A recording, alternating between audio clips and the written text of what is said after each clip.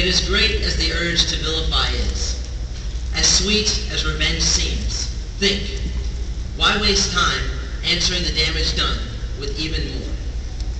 And how can we seek positive results when we can't even choose to remain to be positive with each other?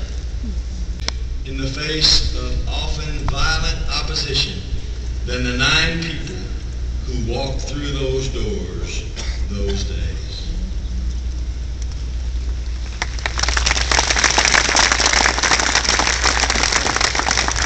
When they left home those mornings, becoming heroes must have been the last thing that was on their minds. As our state and the entire nation watched, these children demonstrated heroism seldom seen. They may have been more concerned with learning history than making it, but history was thrust upon them. So now, Senator Clinton offers us that same promise for the nation.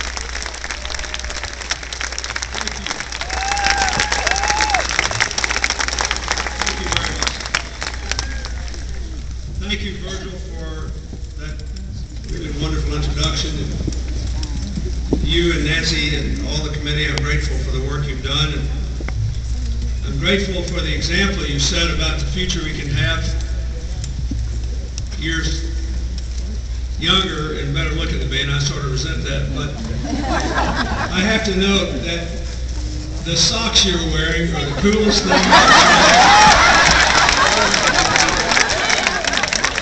I knew he was going to do that. They are so bad. Those are integrated socks. 50th anniversary. But he ain't put his pants leg down. He won't lay back.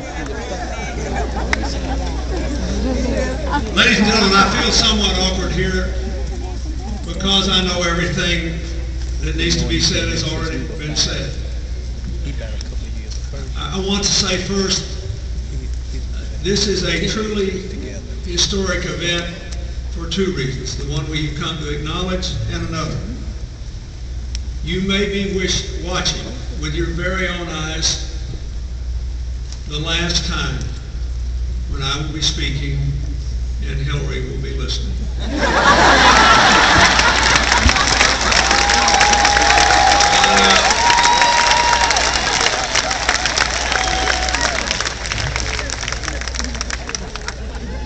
I know all my old friends that made the rounds with me won't believe it, but it suits me just fine. Governor and Mrs. Beebe, thank you for your leadership.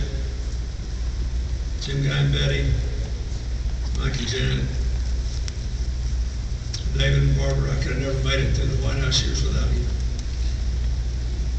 To our congressional delegation who are here, Congressman Ross, Congressman Barry, Congressman Snyder, and Reverend Betsy.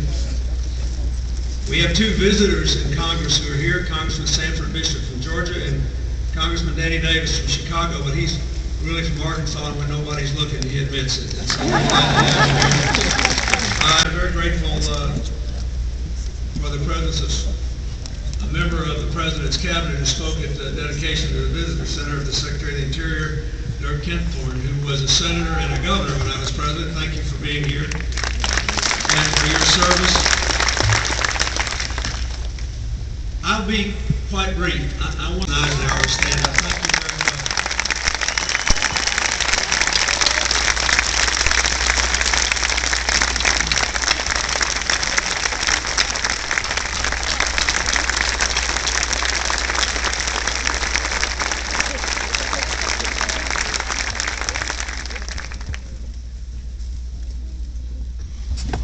I am grateful for the lives these people have lived. I mean, wasn't it a hoot listening to them all talk? And I hope this may have made, what would the story of the first half of the 21st century be? Well, it should be first, I believe, that access is not the same as equal opportunity. And equal opportunity is not the same as excellence. Every problem in American education has been solved by somebody somewhere. I've been saying this for 25 years.